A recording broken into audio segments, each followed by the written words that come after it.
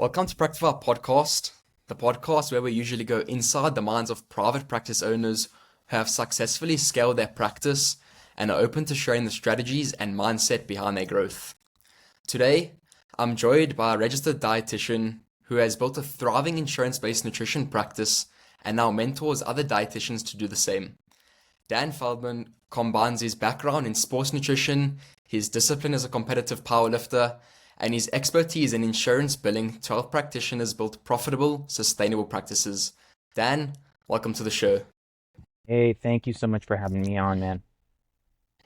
So before we get into all the strategies and growth tips, I want to rewind the clock a bit. Let's talk about those early days when nothing was certain yet. You weren't even sure if you were going on the right path. And I'm curious about what life looked like back then. What was on your mind, and what were the moments that shaped where you are now? Dan, what did your career look like before you started your own practice? Okay, so it depends how far back we want to go. I'll give you kind of a brief sort of primer. So when I was in high school, before I, went to college, undergraduate, I actually didn't have any interest in being, a dietitian or nutrition or fitness or anything. I actually wanted to be a professional musician. I was obsessed with playing guitar. I would play from the ages of about 14 to 18. I'd play guitar like 6, 7, 8 hours a day. It was everything to me, and that was kind of really where my mind was. Now, meanwhile, I did have a bit of a history of disordered eating as well. I was heavier when I was younger, when I was like 10, 11, 12. Struggled with my weight, struggled with my body image. And that carried on to some extent for some level of disordered eating. And then that kind of interest in food, at least for me personally, eventually kind of resulted in me being interested in lifting weights, and that kind of came to the nutrition stuff. So originally I wanted to be a professional guitarist. My senior year of high school, I started to realize that to be a professional musician, unless you wanted to be a music teacher, it's very, very challenging, very stressful. It's not something that's easy to make a lot of money with. So senior year of high school and going into my freshman year of college, I was undecided in terms of like a college major. I wasn't sure what I wanted to do. Now, as I mentioned, I had that disordered eating background, and also like kind of an interest in food. Kind of these things were intertwined. I just started to lift weights around my senior year of high school. My first year of college, I just so happened to take a basic nutrition 100 class, so just a basic nutrition class, and I excelled in it, and I found it very interesting. So my second semester, my freshman year, I met with my academic advisor. I mentioned I had an interest in this, and that it might be and she mentioned it might be a good career path because it's easier to make a good living in a nutrition related field. There's more job opportunities out there than being a musician. She mentioned something called dietetics that I could study, where I could be a registered dietitian. Didn't know what that meant, didn't know what that was, but it sounded very official. So I went with that, and then that was what made me choose the dietitian career path. Now, moving ahead to my senior year of college, so at least here in the United States, in order to be a registered dietitian, you have to, like I said, do a very specific degree in undergraduate dietetics, and which I did. And then after that, you have to do a 1,200-hour supervised internship. It costs like thousands of dollars, and you don't get paid to do it. And I wasn't really ready for that yet. Still wasn't kind of like 100% sold on it. There happened to be an opening for a master's program with a pretty nice stipend at the same school I went to, University of Delaware. So I did that, and there I really got interested in nutrition research. That program was really centered around understanding and interpreting nutrition research. I took multiple statistics classes, so that really ignited my interest in reading and interpreting research. And around that time, I was pretty sure I wanted to do private practice specifically. I didn't want to work in a hospital or a long-term care setting or a clinical setting. I wanted to have a private practice. I wanted to work for myself, partly because I struggle with sleep, and the idea of setting my own schedule so I can kind of sleep whenever I want, take naps whenever I want, sounded really nice to me. and the idea of getting to like work at home seemed pretty nice too. And also, by this time I was very much into lifting. I was doing, recreational powerlifting, so I had a strong interest in that too. So when that, master's program ended, applied for, an internship, 1,200-hour internship, did that, and and while I did that, as I was finishing my master's program, doing that internship, I kind of had an idea of posting helpful things to Instagram. First, it was just workout videos, kind of with an idea that like, hey, maybe I can build a following here and that'll help my private practice. And then it kind of metamorphosized from the research background into like sharing nutrition research. And right around when my when my internship was towards its end, I happened to connect with someone on Instagram. I had maybe a few hundred followers then, who knew Lane Norton, who's a big name in fitness and nutrition. He's not a dietitian, but a big name, and asked if I wanted to write an article for his website. I guess just from seeing my research-based post. So I did that. This guy, Lane Norton, shouted me out a bunch of times, and that got me like another like 1,000 followers on Instagram, and that kind of started the whole me posting on Instagram, kind of posting research stuff that's over at my at Powerlifter Dietitian Instagram, and that has grown to like 50,000 followers now. It's been a pretty significant source of clients, for my private practice. And then towards the end of my internship, I knew I needed to just have like a job. So I took a role at long-term care, which was not what I wanted to do. Very boring, but it was kind of like a boring job that would pay the bills while I could do kind of my own private practice stuff on the side. Now, from there, while I was doing that, pretty boring long-term care job, I had the Instagram, was getting a couple clients here and there. And then, because I was using that Instagram, I saw someone, I was just kind of scrolling, trying to connect with other RDs, and I saw someone named RD Boss on social media, on Instagram, and she posted about how like RDs can make a lot of money by doing insurance. And I met her. Her name was Amy Plano, who I believe you had a podcast with recently. She's now at Reimbursement Dietitian. Started working with her in December of 2019. She helped me get started with accepting insurance in my private practice.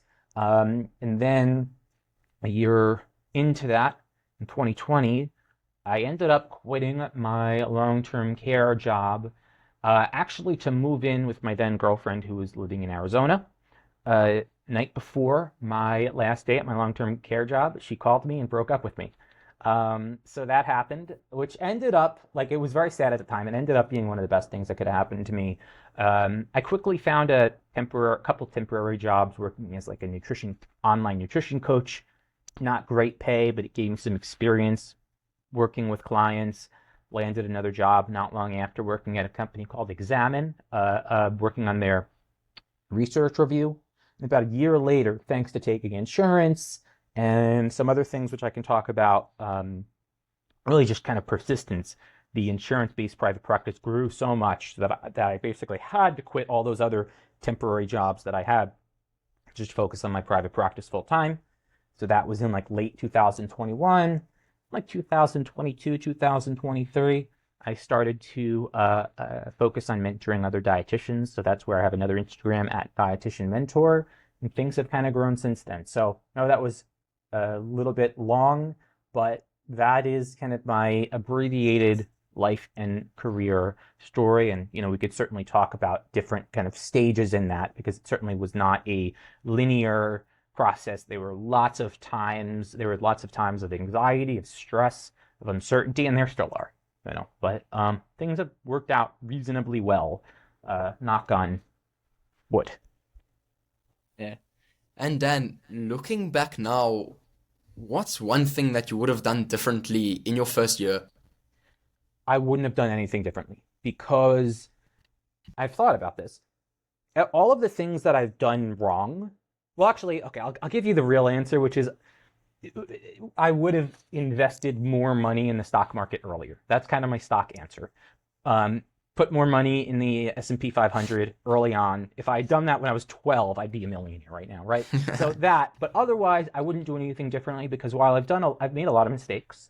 Um, I've billed insurance the wrong way. I've had bad client sessions. All of those mistakes, though, make me into the professional that I am now, and have given me the experience that I have now. A lot of, what I know about billing and insurance and being able to teach other dietitians, it's from my own mistakes. So I wouldn't change anything, like I said, other than maybe investing as much money as possible in the stock market 10, 15 years ago, or investing in Bitcoin 15 years ago. You know what I mean? Yeah. I wouldn't really change anything. Yeah, I think we all wished that we did that earlier. Sure, sure. Yeah, But very yeah, fair. did you always know you wanted to own a private practice, or did that decision come later on?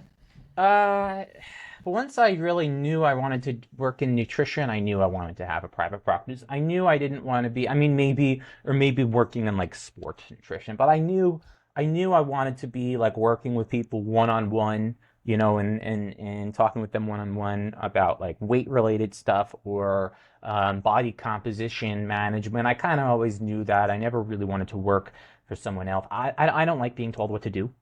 So I always kind of knew I wanted to work for myself, and I find private practice to be way more interesting and exciting, and there's obviously a higher pay ceiling than working in a long-term care center. Long-term care, I give a ton of credit for dietitians who do it. It's much needed. It's very important work, but do not like it. Do not like working in clinical. No interest working in, a supermarket. So yeah, as soon as I kind of knew this was my career track, dietetics, I kind of knew that private practice would be something I'd want to do.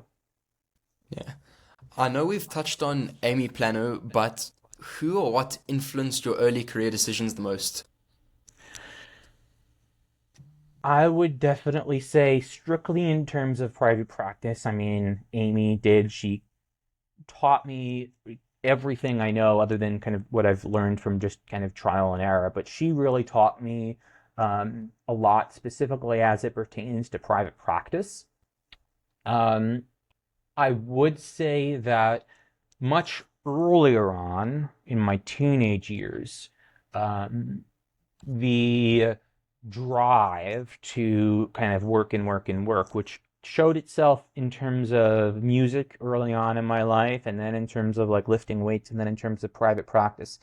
That, I mean, I remember a handful of like quotes or interviews from people that really shaped me early on. I remember back in 2008, I opened up Google and I saw there was a obituary for this guy named Randy Pausch. I forget the year he was born, but then it said like died 2008. So we had just died 2008. I clicked the link on Google, and it brought me to this YouTube video. It's called The Last Lecture. And it was this guy, Randy Pausch, who was a professor at Carnegie Mellon, giving a lecture that was in 2007. I was watching this in 2008. He had just died. And the lecture was on achieving your childhood dreams. And kind of the preamble to this was that he was dying of pancreatic cancer. So he was dying of pancreatic cancer, and it was on achieving your childhood dreams. And it's still available. People can watch it. Type in The Last Lecture on YouTube. Very, very well known. But I remember one thing that he said was about brick walls. And he said, brick walls are there for a reason. They're not there to keep you out. They're there to give you a chance to prove how badly you want things. And they're there to keep out the other people who don't want things badly enough. And that quote, it stuck with me through wanting to like master guitar. Not to toot my own horn, but I became very, very good at guitar. And just kind of thinking of, just putting in as much hours as humanly possible into that. And that same mindset of looking at obstacles as opportunities to prove how badly I want something, that has been extremely helpful in my studies to be successful in the master's program and in my dietetic training, and then, in powerlifting, and then accepting insurance and building a private practice. Because as you can imagine, and as Amy may have discussed, there's a lot of trials and tribulations that come with accepting health insurance. So I've just tried to kind of use each of those mistakes and each of those difficult times as opportunities to allow myself to prove how badly I want something. So I found that general mindset to very much of an inspiration for me, just for life in general. And how would you say your background in sports nutrition and powerlifting shaped the way you run your business today? I think for in both endeavors, there is the idea of persistence and of being uncomfortable and being comfortable in discomfort. So sometimes with powerlifting or lifting weights or wanting to build muscle or get stronger, you're not always going to feel like going to the gym. Yesterday, I did not feel like doing the 30-minute drive to the gym, but there was this kind of feeling of responsibility or this feeling of like, you know, just kind of something I got to do to have my goals, and being okay with temporary discomfort and knowing that growth comes from that. So again, with lifting, that can be just, the getting over the laziness of not wanting to go to the gym and being kind of tired, but still doing what I plan to do anyway in the gym. Same thing goes with, having a private practice. There are certainly some days I don't feel, if I've got a long day of like 8 clients, I don't necessarily feel like seeing all of those clients, but I do anyway, and if I'm not super comfortable, I feel bored, I feel tired, I allow myself to feel those things, but I still do what I need to, and I still show up to the best of my ability for my clients. So I think that it is definitely a big part of it. Just doing things even though they're not always comfortable would probably be the biggest thing. The other thing I think is also pretty similar is focusing in the present moment.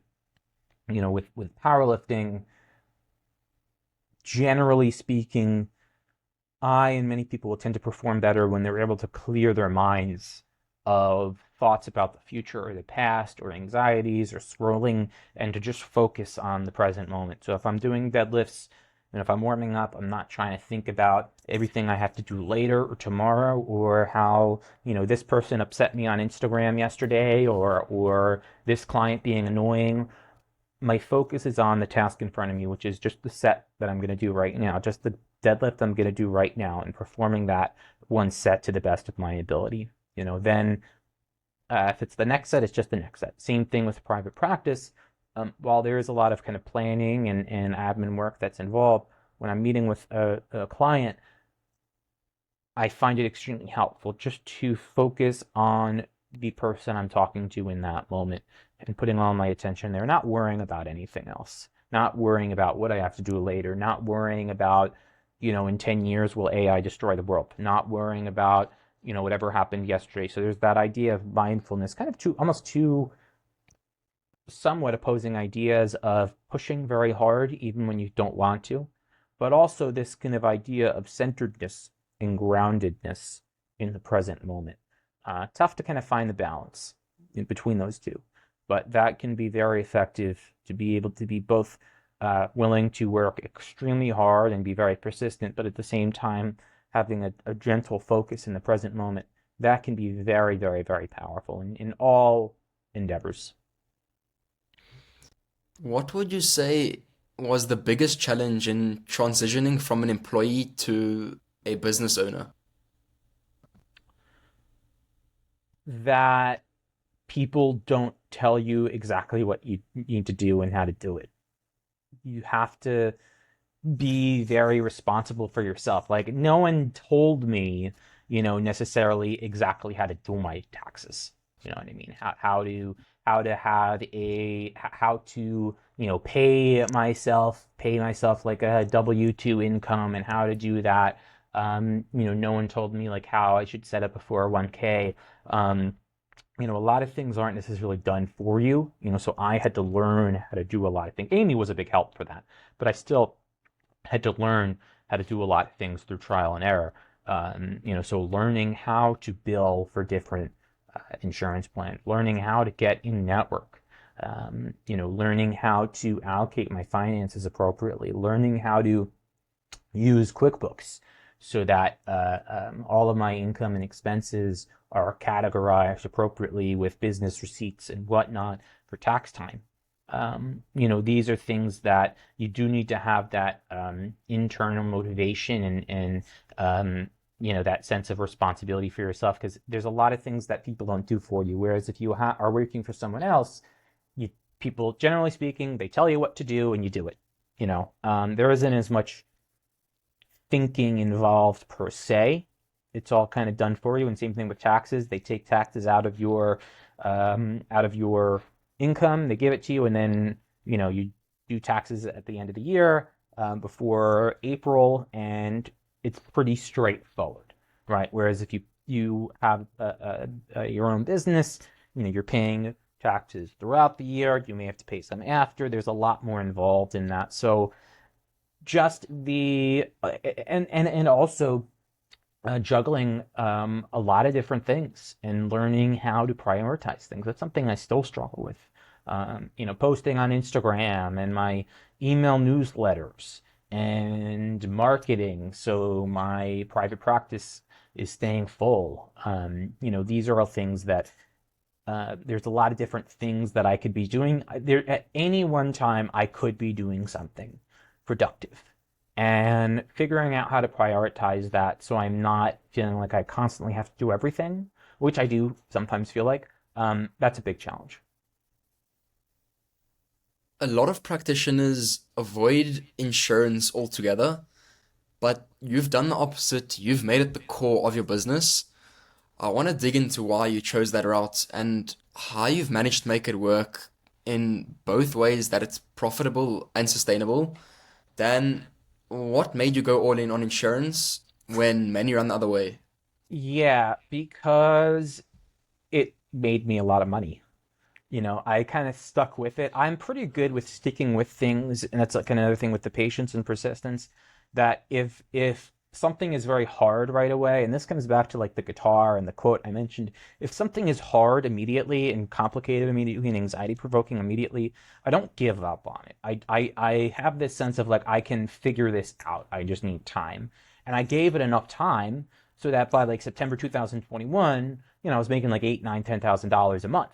And that was like, okay, I need to stick with this, so it was just giving it enough time, and it was just a matter of not being intimidated by the fact that, yeah, it's hard at first, it's complicated at first, learning how to do all these different things, but giving myself and trusting myself in knowing I've done hard things before. I've done in other areas of life, I've done very hard things. So this is no different. I can figure this out, and so I have the confidence from other areas of my life where I've been able to do, relatively difficult things. Like I mentioned with the guitar, performing that at a pretty high level in front of pretty large crowds of people, and the moderate amount of success I've had with like lifting as well. So that all builds confidence and kind of having that confidence in myself. So like I said, I just stuck with it and it started making a lot of money, and that kind of fed on itself. And also I realized, there's actually another quote that I came across when I was like 17 or so. It's from the movie A League of Their Own with Tom Hanks. Tom Hanks has like a baseball team, and one of the players, or softball, one of the players was saying, "It's just too hard." And Tom Hanks said something along the lines of, "It's supposed to be hard. If it wasn't hard, everyone would do it. The hard is what makes it great." And that, again, I kind of think of that whenever something is hard, accepting insurance at the beginning, a million different things to do, credentialing applications, figuring out how to bill and code, why is this insurance company paying me in the form of like gift cards instead of money? How do I do taxes? That hard is there for a reason, and that is why a lot of dietitians don't accept insurance, because it's too hard. So that is an opportunity for me because so many dietitians don't accept insurance. When I do, it's a lot easier for me to get clients and make money because most dietitians don't do it. So by doing the hard thing, like I said, the hard is kind of what makes it great. So that mindset of doing things even when they're hard, doing things even when they're complicated, and figuring them out, separates you from the others who aren't willing to do that. And there is a great sense of reward that comes for that. I don't remember what your question was, but hopefully I answered whatever the initial question was. Yeah, you got it. And what would you say is the biggest misconception about running an insurance-based practice? That it's probably that there's not a lot of money to be made. I think would be probably the biggest misconception, and it's wrong. There's plenty of money to be made. I mean, it varies depending on the insurance company, but generally speaking, you can accept to have like maybe $100 per hour, if not more. It depends heavily on the insurance company, and this is in the United States specifically. But like $100 per hour or more than that, which for a lot of dietitians working in like long-term care or hospital settings, that's a pretty significant pay increase. And if you do scale your practice, which I haven't done, but if you do scale your practice to have like a group practice, you can even compound that even more. So I'd say the biggest is that there is not a lot of money to be made in it. I would say, I guess another what I would consider to be misconception is the idea that it's super boring and laborious. I mean, it kind of is, but I also find that to be exciting. Like, I think if you can take the approach of looking at it almost as like a puzzle where you've got these different CPT codes and ICD-10 codes and different insurance companies, and it's almost like matching the puzzle pieces for the right insurance company and kind of look at it almost as like a game. I find it to be actually kind of fun to kind of find the different sort of combinations of what codes work for what plan and keeping track of them. So the idea that it has to be this super boring, laborious thing, I think is not necessarily true. And like I said, the idea that you can't make any money from it is also not necessarily true. And for someone starting from scratch, what's the first move to take if they want to accept insurance? So the first move to take would be to form your business legally. That could mean I'm going to talk just specifically of the US here. That could mean having like a sole proprietorship, which is a pretty informal process, or that could be forming an LLC or an S corp or PLLCs. I guess really the first step specifically would be to talk to a lawyer or accountant who specializes in small business, kind of let them know what your goals are, what state you're practicing in, and kind of have them ask them what kind of business structure would be best. For a lot of dietitians, probably the majority, having like a separate legal entity like an LLC or PLLC, depends on your state, would be worth doing. But I would say figuring that out first. Kind of the legally having a legal business entity. And talking to, like I said, a lawyer or an accountant who specializes in small business. That would be your first step. How do you decide which insurance provider to work with? So, which insurance company to work with? Yeah. I think my general approach is to accept as many as possible. And then if you find that certain ones don't pay well or you just don't want to be in network with them, you can just, if patients come to you with that insurance, you can just refer them to someone else who too takes that insurance. But my uh, general heuristic is to apply to as many as humanly possible to really expand your horizons. And then, like I said, if there's some you find like they're really bad paying or you don't want to work with, like I said, you can just have people to refer those specific patients to, and you can kind of let those contracts lapse, or you can contact the insurance company asking to DC your contract. But I think it's generally better to do as many as possible. I would say for Medicare, that would more so be if you plan on working with older individuals as well as individuals who have diabetes or renal disease, because Medicare, as of now in the United States, only covers dietitian services for renal disease and for diabetes. So I would say that as well. And then Medicaid is state specific. But otherwise, I would say doing as many as possible. What's been the biggest upside of taking insurance patients? That I don't really have to do that much marketing for getting clients. It's very, knock on wood, it's very easy for me to get clients.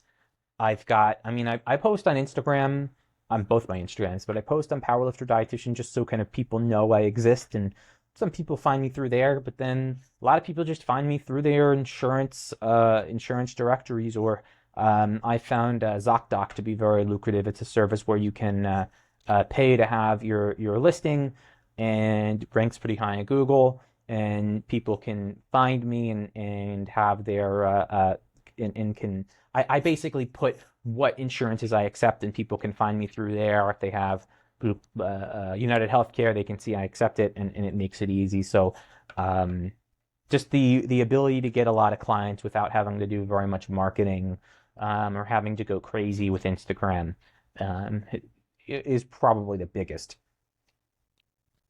And what's a common pitfall to avoid when getting started? I mean, there are a bunch of different ones. I would say probably the biggest pitfall is to give up too early on when things feel very complicated. It's supposed to feel a little bit overwhelming. It's supposed to be a little bit complicated, but that's when most RDs tend to give up. So it's just not giving up when things get hard. That would probably be the biggest one, I would say. Also, at least in the United States, you want to have a office where you can physically see clients in person. A lot of dietitians do telehealth only.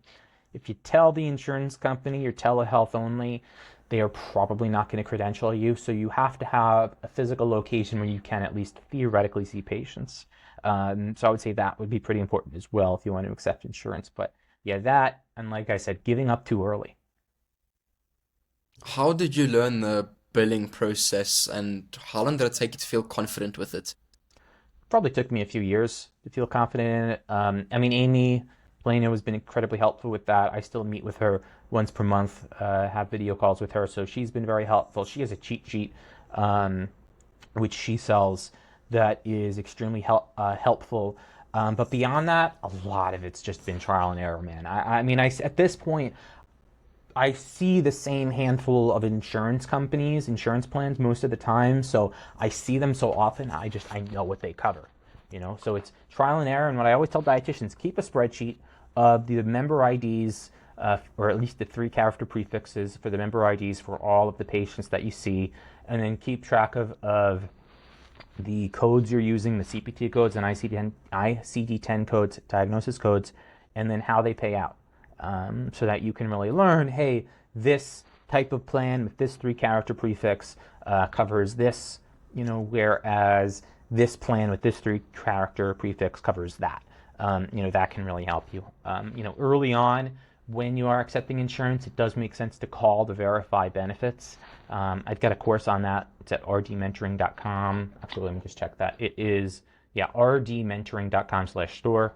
I've got a course on that, but doing a lot of verification of benefit calls early on, even though it's very annoying, is very helpful. Also be aware that sometimes the reps in those verification of benefit calls don't always know what they're doing and can give you wrong information. But yeah, a lot of it's trial and error. Buy Amy's cheat sheet, Amy Plano's cheat sheet. But otherwise, like I said, trial and error. Try to find the policy documents like Aetna's medical nutrition therapy policy and Aetna's preventive policy, United Healthcare's preventive policy. These are all documents that you can find. I've also got on my Instagram, I've got some posts on how to bill at least the major commercial insurance companies as well. Yeah, a lot of it is trial and error, and being okay with making mistakes, knowing how to resubmit a claim, and yeah, you learn from experience. What changes have you noticed in the insurance landscape over the past few years? Yeah, well, I mean, the biggest one has been the expansion of telehealth, I would say. That really happened, with the start of COVID. So I would say that is probably the biggest one, I would say.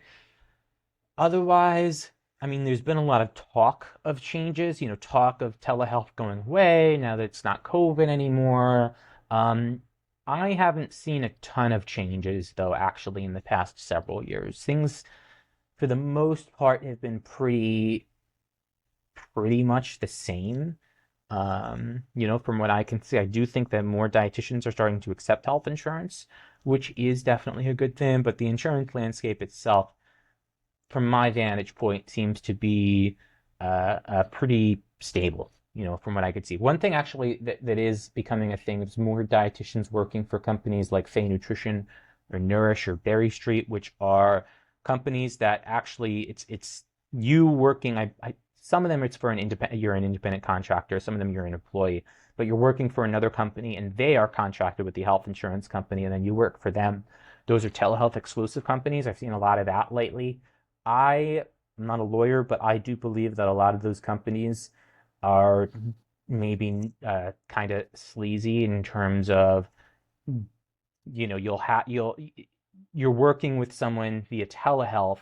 So for example, in California, the network for RDs for Cigna is closed. But if you go to the Cigna provider portal, there's a bunch of dietitians that with California addresses, but they actually may live in other states because they're working through Fay Nutrition, an online telehealth company. So that is kind of shady because it's sort of in Cigna's provider portal, they're showing these dietitians who are nearby with physical offices, but they don't actually have an office. So a lot of those, Berry Street, Nourish, Fay Nutrition, are becoming pretty big. Again, I'm not a lawyer, but I do think that I would predict that in the coming years, there may be some problems with those companies just because it does seem kind of sketchy. I mean, some dietitians find that they are able to just kind of get started seeing clients and building experience with those companies, which is great. But, I would just say to be careful. And if you can get credentialed with insurance companies yourself under your own tax ID, that would be ideal. If you could give one tip to speed up the credentialing process, what would that be? You can't speed it up really. But what I would say is to follow up regularly with the insurance company. Write notes, keep like a Google Drive where you write notes of, okay, I applied on this day at this address, or I talked on the phone with this person, this reference number, and then have it in your calendar or have like an organized way where you can follow up maybe every 30 days or so. Because oftentimes what happens is you apply and then, insurance companies in the US can be kind of incompetent or inefficient, and then your application just kind of gets lost. So you want to follow up pretty regularly. I mean, the credentialing process can take a while. It can take, generally speaking, it's up to 90 days, although with certain Blue Cross Blue Shield products, it can take 6 months. But you have to continue to follow up with it. Right then, let's break it up with a little something fun. Mhm. We're going to play a game called True or False. I'm sure you've heard about it. I already had a statement about running a practice or working with insurance, and you can only answer with true or false. No explanation, no details, just your answer. Sound good? Sure, I'm gonna try, but if something requires more context, there might be a maybe. But let's go for it. Let's go for it. Let's give it a go. Dan, insurance always means lower income than cash pay. False. Credentialing takes at least a year for every provider. False. You can't negotiate reimbursement rates with insurance companies. False. Billing software is optional if you're just starting out. Technically true. Technically true. You could submit paper claims if you really want. So technically that's true. Most patients prefer to pay cash if they trust the provider. False. Once you're in network, you'll automatically get a steady stream of patients. False. Group programs aren't worth it in an insurance-based model, Define group programs. such as webinars, masterclasses. Okay, so if the provider, I'm a provider and I'm talking to like a big group of people, and say the statement again. Group programs aren't worth it in an insurance-based model. It depends, but that's not necessarily true. So I'm going to say false, but it depends. Social media followers don't translate into paying patients. It depends, but not necessarily. So like, it doesn't. So I'll say false in that it doesn't necessarily translate. Accepting every insurance plan possible is the best growth strategy. True. You need a big team before you can make some serious money. False. All right, there we go. Now, I want to peek behind the curtain of how your business actually runs. Mhm. From the outside, things can look smooth, but we all know it takes a lot of moving parts to keep a practice going, systems, tech, processes, and so on. Let's unpack what it looks like for you and how you've made it work while still focusing on patient care. Dan, what does your practice look like today? So, yeah, I see ballpark 25 patients per week, I would say. I use an EMR, electronic medical record, so that's kind of like my main system. It's called Intake Queue or Practice Queue. I mean, there's several different EMRs out there. You don't have to use that one, but that's where I send forms. That's where the video sessions are conducted for the most part. And then I have a clearinghouse called Office Ally. Clearinghouse is what you use to submit claims or to really send and receive information to and from insurance companies. So I use that. So if someone books with me, I send them their intake forms. They must fill them out before 24 hours or 24 hours before the appointment or earlier. If not, I cancel them out. Then we have our session. Lately, I've been using an AI scribe called Heidi to help with like note taking during the session, so I don't have to spend as much time focusing on my notes. Once we have our session, I check the note for accuracy. I put it in my EMR intake queue, and then I submit the claim right in intake queue. It's connected to Office Ally, so I'll just click the diagnosis that's appropriate, the procedure code that's appropriate. I will have already loaded all of the patient's information before I will have seen them from the insurance company provider portal. So if someone has a Blue Cross Blue Shield, beforehand, I will have gone into the Blue Cross Blue Shield provider portal where I can look at the patient's information based on what the insurance company has on file. So their exact name as it's spelled, their exact address, their exact member ID. So I will have already put that into my intake queue beforehand. So then that way, all of the components of the claim are pretty much ready to go. So I just, once we have the session, I put the note in, click the diagnosis code, click the CPT code, the units, which is just how long the session was, and boom, click. And then I get an email like an hour later saying it was successfully submitted. That's pretty much what it looks like. Now, I do also get a lot of new clients from ZocDoc. So if I have a client on ZocDoc, they have their own video chat, video call function, their own kind of website. So with that, I manually send the intake forms to clients as soon as they book. If they don't fill out those intake forms by a pre-specified date and time, I cancel the appointment.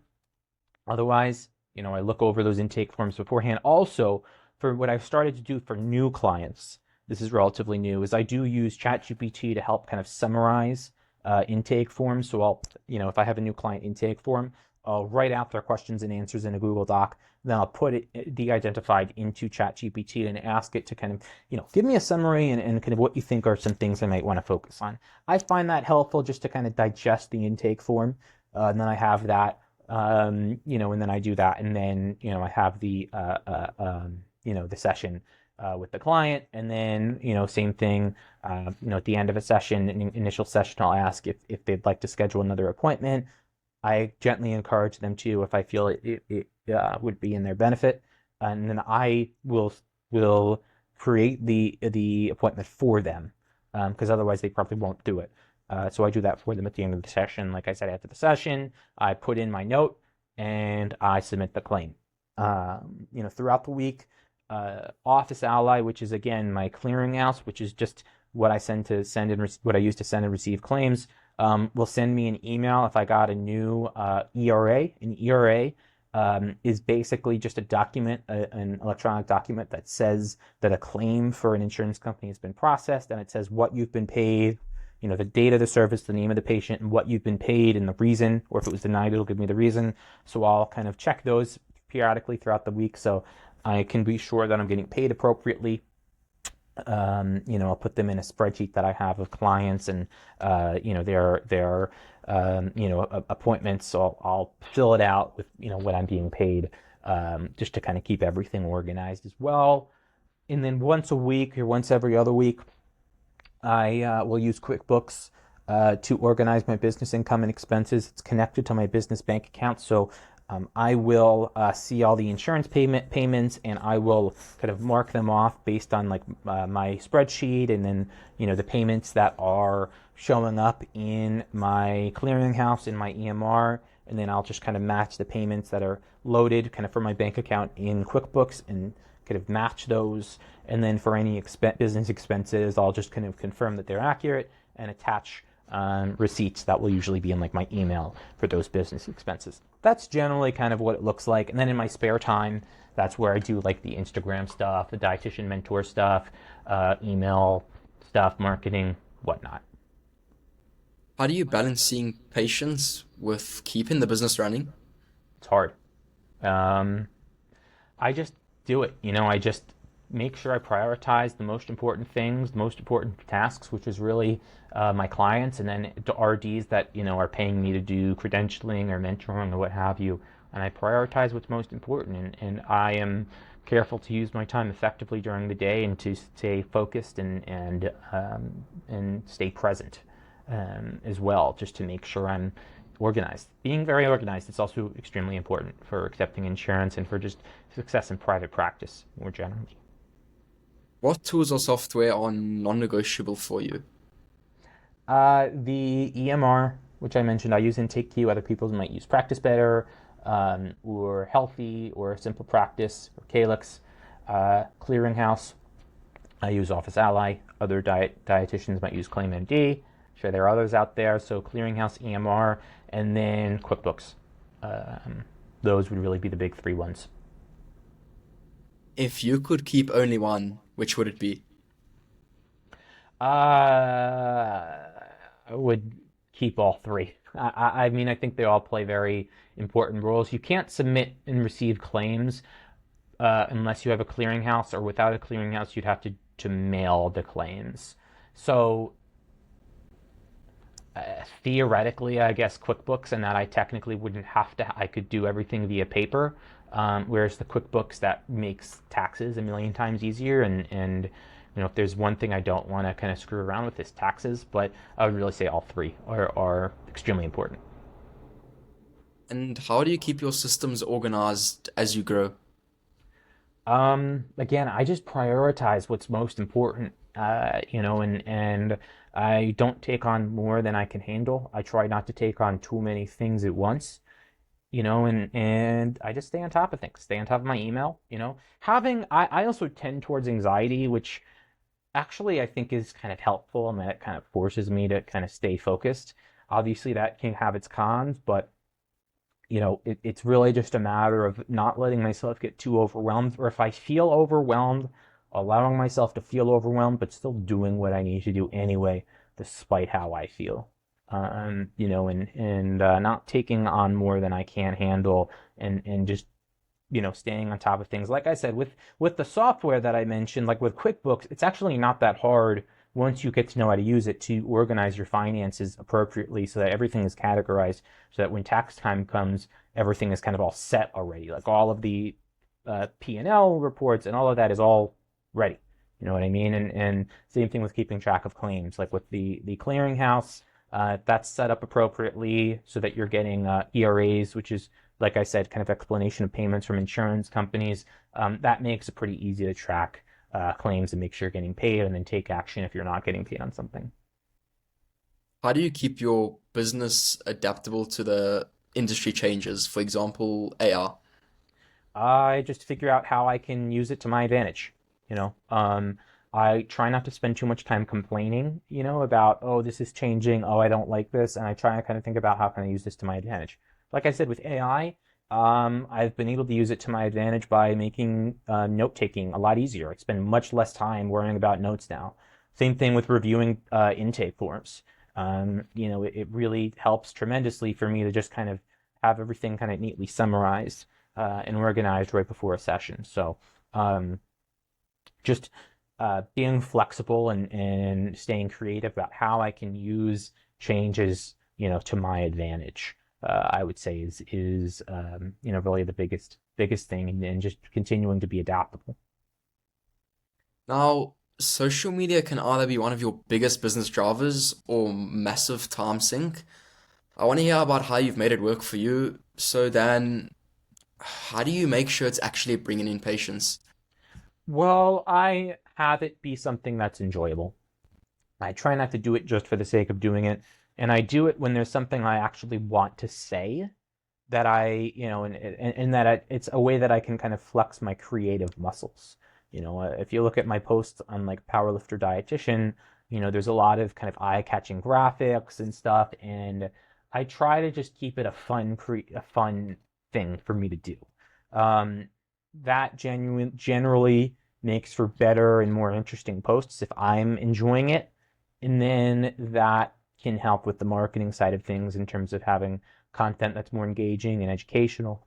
And I also try to have my posts geared towards a specific kind of target person that I have in mind who would be my ideal client. So kind of finding that mix of like fun in making the post and also having it targeted towards a specific person with specific problems or that can be solved. Like that's kind of where that happy balance seems to be. And what's the difference between content that just builds an audience and content that drives bookings? Yeah, so the difference is if you're solving someone's problem or you are showing someone that you can solve their problem.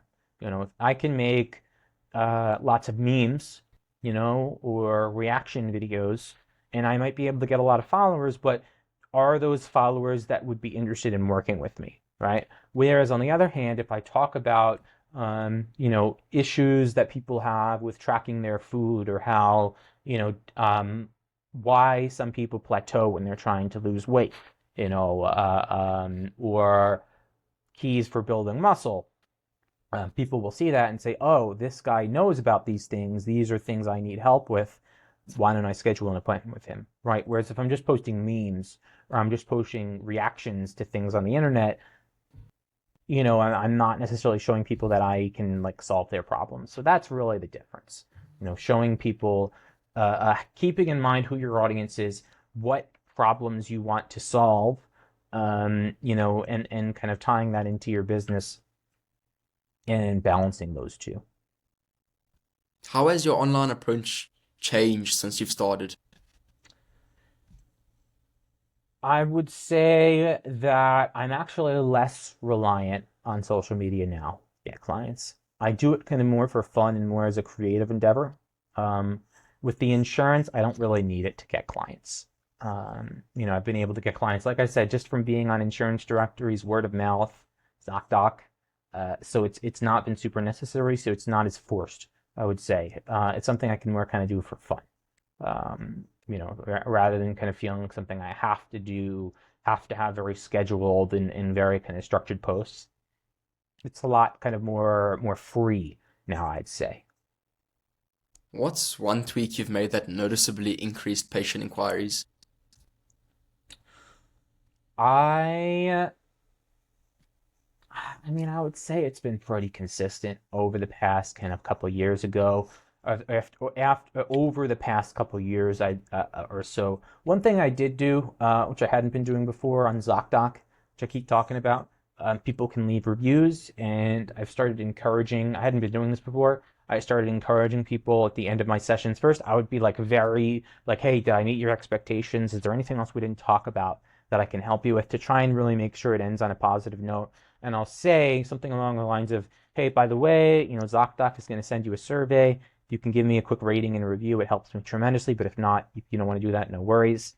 That has helped build more positive patient reviews on there. And as a result, I have some kind of badge on there, like patient choice, due to the positive reviews. And I have noticed more people coming. So in gently encouraging people to leave positive reviews and also making sure, especially for new clients, that you're very kind of comprehensive and meet people's expectations. Um, so I'd say that. And how much time per week do you dedicate to social media? Depends. Probably like 3 hours per week, maybe.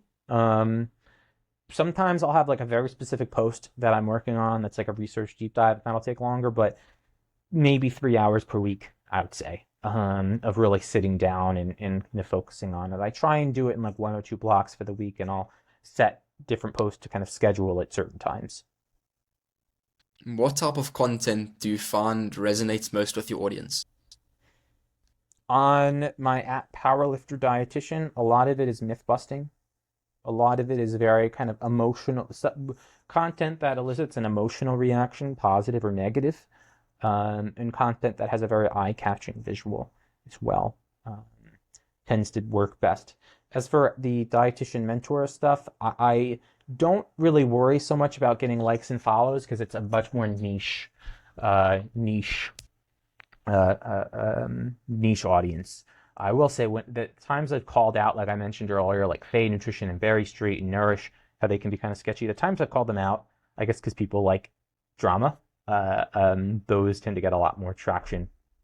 But like I said, it's just very emotionally charged topics. Like if I talk about, I made a post last week about like seed oils on Powerlifter Dietitian, and it's gotten a lot of traction. A lot of people hating me and saying I'm dumb, but whatever. It's kind of just part of it. But if there's a controversial, also a timely post. Like there was a controversy with a well-known protein bar brand here called David, and their bars were tested, and there was a discrepancy, and I posted about it and had a pretty thorough post about it, and that's gotten a lot of traction as well. So there's a recency, kind of a freshness as well that tends to get a lot of traction. And do you manage your social media yourself or Mm-hmm. outsource part of it? All me. And how do you measure whether your social media is working? I mean, I can see if my following is increasing. If it's going up, even if it's going up very slowly, working. You know what I mean? And also, like, I kind of, I try not to look at it as something it's like it's working or it's not working. It's something where I can spread information that I believe to be true and accurate and interesting and sometimes entertaining. And that I think is enough. You know what I mean? Whether it gets 10 likes or 1,000 likes, um, if it's something I believe in, that I believe to be helpful and I believe to be interesting, that's really what's most important. What's one mistake you see other practitioners make with their online presence? Um, they make it very boring, like making slides about like different types of fruit or something, like making content just for the sake of making it because they feel like they're supposed to, rather than making content that they actually find interesting and exciting. You want to think if you're going to make posts on social media, I mean, you do whatever you want, but if you want to make posts on social media and you want them to get like traction, you have to kind of think, okay, on a day where I'm very sleep deprived and my attention span's very low, I'm kind of just turning to social media for like a distraction. What's going to capture my attention? And what's going to kind of jump out at me and what's going to make me want to hit the share button? Um, that's kind of what you want to be thinking. Now, not every piece of content necessarily has to be a very viral piece of content. It can be kind of something that's more educational, but you'd want to have at least some content that's very kind of eye-catching and grabs attention. So you want to be having that in mind, and that takes some trial and error to kind of figure out what that is. You're not just running a practice anymore, you're mentoring other dietitians to do the same. That's a whole new level of impact. Sure. And I want to talk about how you approach mentorship and the results you've seen from your mentees and the mindset shifts that you think are key for anyone looking to follow this path. Can you give us the big picture of your mentorship, what it offers, and who's it for? Yeah, so I have one-on-one, one-on-one consult calls, and for those, I've got a unfinished course for accepting insurance for our RDs, and for anyone who books a call, I give them access to all of those videos, and I'll also have folks well before the session put in like an agenda items for what they most need help with, and fill out a survey, and then what I will do either before or sometimes after the session, usually before. I'll write out a whole big list of like bullet points and things to consider for them to kind of digest and absorb. And then at the session, I give them my 100% divided attention and quite frankly try to use all of my experience from accepting insurance and having 50,000 social media followers if that's something they're interested in, and all of my trials and tribulations to give them very specific guidance as best I can, and it's all recorded so they can have access to those sessions at any time. So it's really meeting people where they're at and giving them personalized advice from a place of experience. That is the biggest thing. I also do credentialing for dietitians as well who want to get credentialed with health insurance and don't want to go through the process of doing so. And also, I write appeal letters for closed networks. I don't think anyone else does. For closed network panels, I will write appeal letters and I will make them like 10, 20 pages long. And I will keep applying until dietitians get into closed networks. Very, very persistent about that. And something that I do try to teach my mentees is this idea of persistence. Of not letting the sense of overwhelm consume them. And prioritizing what they can control and trial and error. What results have you seen your mentees achieve?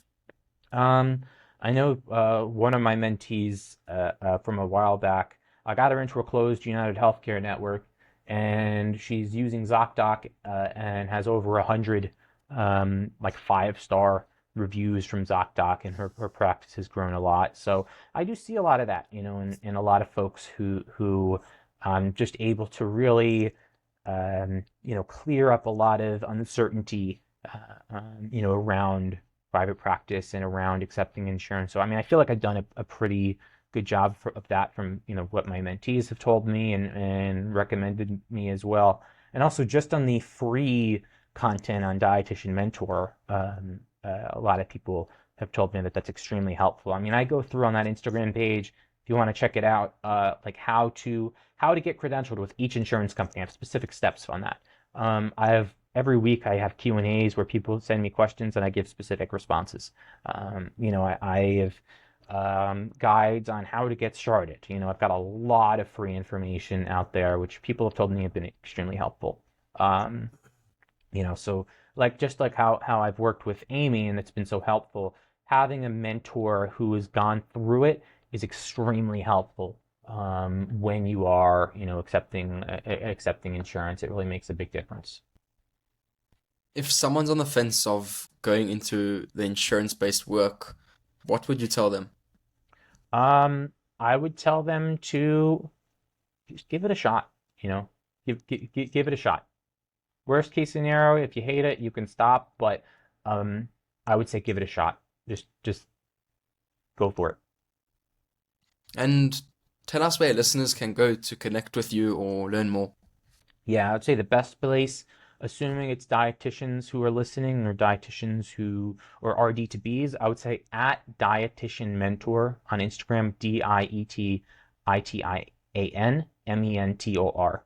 I do have another kind of more general nutrition Instagram that's at Powerlifter Dietitian as well, but Dietitian Mentor, if you're interested in accepting private practice, accepting insurance in private practice, I would check me out there.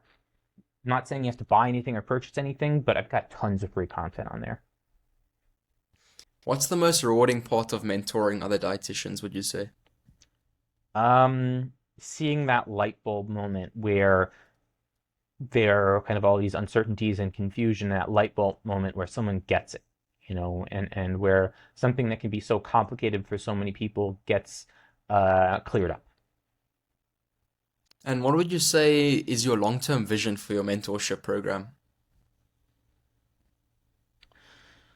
Long term, I'd like to kind of have a fully fleshed out course that can go along with the mentorship calls. And I'd also like to really prioritize appealing closed networks for dietitians. Because like I said, I don't think anyone else is doing that. So that's kind of where the long-term plan, I think, would be to really increase access and get dietitians into these closed networks. Dan, thanks so much for sharing your journey and for giving us such practical advice. I think every practitioner listening has at least one thing they can implement straight away. If you want to connect with Dan or learn more about his mentorship, check the links in the show notes. Thanks again for joining us. And to our listeners, don't just listen, put what you've learned into action. See you in the next episode. Thank you.